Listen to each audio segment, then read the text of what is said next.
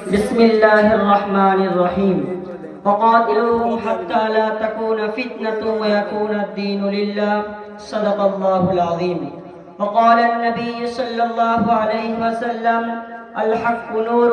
والكفر باطل باطل باطل والكفر ظلم أو كما قال عليه الصلاة والسلام সুপ্রারম্ভে সর্বপ্রকার প্রশংসা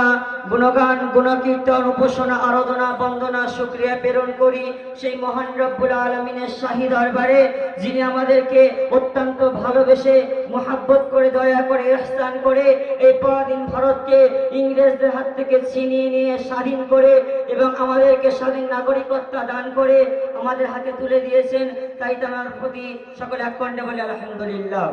তার পরে পরে জানার শান মাকামে মাহমুদে জানার নাম, যিনি নিখিল বিশ্বে অনুপম সৃষ্টি, নূর নবী পূর্ণের ছবি, নবী কুলের শিরোমণি, উভয় জগতের কান্ডারি, মা আমিনাল্লাহ মুরুদুলাল মক্কার জ্যোতি, মদিনার বাতি, আরবের আরবি কবি, মক্কার এতিম নবী, যিনি বাদুদ্দুজা শামসুজ জোহা মুহাম্মাদের মুজতাবা, যিনি দণ্ডায়মান হলে আসমান গর্ববোধ করেন, যিনি বসিলে ধরণী আনন্দ উপলব্ধি করেন, যিনি হাসিলে জান্নাত আপন সৌন্দর্য ফিরে পায়, যিনি কাঁদিলে জাহান্নাম ভয় পায়, জানার চুলের কৃষ্ণতায় রাতের অন্ধকার হার মেনে যায়, জানার মুখের উজ্জ্বলতায় দিন আলো ফিরে পায়, জানার সুগন্ধে মিশকে আম্বার আপন খুশবু ফিরে পায়, জানার পরশ গুণে নরকবাসী স্বর্গবাসী হয়, যে নবী আদর্শ ছিল পুষ্পের চেয়ে মনোহর, যে নবী আদর্শে আদর্শতে হয়ে উলামাগণরা চিনতে শিখেছিলেন মাতৃভূমির ভালোবাসা, যে নবী আদর্শে আদর্শিত হয়ে উলামাগণরা মাতৃভূমির জন্য জীবন দিতে পিছপা হয়নি। তাই সেই নবীর রওজা মুবারকে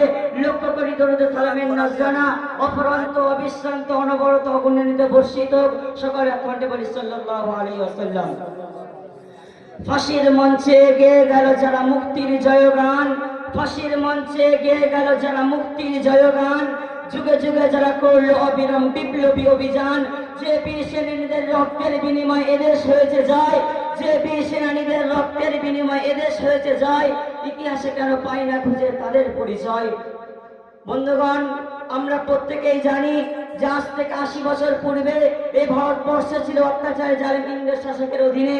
ইস্ট ইন্ডিয়া কোম্পানি ইস্যু করে ব্যবসার অনুমতি নিয়ে তারা এই ভারতবর্ষে প্রবেশ করেছিল, কিন্তু তাদের উদ্দেশ্য ছিল ব্যবসা করা নয়, বরং তাদের উদ্দেশ্য ছিল ভারতবর্ষের মাল বন্ধৌলত টাকা পয়সাকে শোষণ করে লুণ্ঠন করে নিজের দেশে নিয়ে যাওয়া। তোমরা সেটা নিজেদের উদ্দেশ্যের দিকে অগ্রসর হতে লাগলো। বন্ধুগণ, কেমন হবে দেখুন, ১৬০৮ খ্রিস্টাব্দে ইংরেজ সম্রাট ব্যবসা অনুমতি নিয়ে ভারতবর্ষে প্রবেশ করেছিল। সেই সময় ভারতবর্ষের পাশে ছিলেন সম্রাট জাহাঙ্গীর। তিনি তাদের মনোভাব বুঝতে না